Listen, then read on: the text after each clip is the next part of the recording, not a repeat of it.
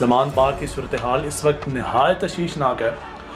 वहाँ पर internet services भी मुअत्तल कर दी गई हैं। इस वक्त ज़मान पार्क के अंदर जो कारकुनान मौजूद हैं और जो इसके अलावा ज़मान पार्क के बाहर जो पुलिस मौजूद है, देखें मैं बारहा एक बात कह चुका हूँ कि लड़ाई झगड़ा इदारों का अवाम के साथ टकराव किसी के भी फ़ायदे में नहीं है, ना इस मुल्क और कौम के किसी फ़ायदे में है और ना ही किसी लीडर के ये हक़ में बेहतर है। जो लोग ये मंशा रखते हैं, जिन लोगों की ये ख्वाहिश है, जिन बड़े लोगों की ये छोटी छोटी ख्वाहिशात हैं कि लेवल प्लेइंग फील्ड में आएँ, लेवल प्लेइंग फील्ड उन्हें चाहिए।